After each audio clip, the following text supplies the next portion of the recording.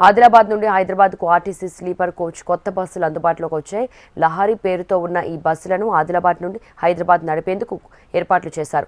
మంత్రి సీతక్క ఆదిలాబాద్ ఆర్టీసీ బస్టాండ్లో sleeper coach బస్సులను జెండా ఊపి ప్రారంభించారు. ప్రయాణికుల సౌలభ్యం కోసం కొత్త బస్సులను అందుబాటులోకి తీసుకొస్తున్నట్లు మంత్రి సీతక్క తెలిపారు. ఆర్టీసీ పరిరక్షణతో పాటు కార్మికుల సమస్యల పరిష్కారం కోసం తమ ప్రభుత్వం అన్ని రకాల చర్యలు తీసుకుంటుందని ఈ సందర్భంగా సీతక్క పేర్కొన్నారు. మనం చూస్తే గత ప్రభుత్వ కాలంలో ఆర్టీసీ అంతా కూడా ఏ రకంగా కుదేలు చేయబడి మరి దాదాపుగా నెలల తరబడి ఆర్టీసీ సోదరులు ధర్నాలు చేయడము, సమ్మెలు చేయడము, మరి అదే కాకుండా వాళ్ళు అనేక మంది ఆత్మహత్య చేసుకున్నటువంటి పరిస్థితి కూడా మీరు చూసారు. వాటితో పాటు గతంలో కొంతమంది ప్రజాప్రతినిధులు ఆర్టీసీ ఆస్తులను కూడా కబ్జా చేయడము, ఆ ఆస్తులను కూడా మాయం చేసినటువంటి పరిస్థితి కూడా ఉంది.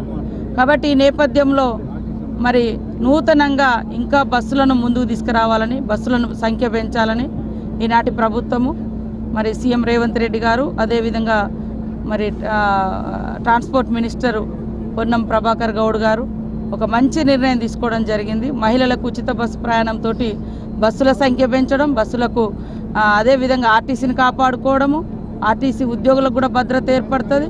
ఈ క్రమంలోనే మరి నిన్న ఇవాళ ఉమ్మడి ఆదిలాబాద్ జిల్లాలో ఉన్నటువంటి 16 బస్సులు సిట్టింగు, స్లీపింగు 2 ఉన్నాయి. ఒక్కొక్క బస్సులో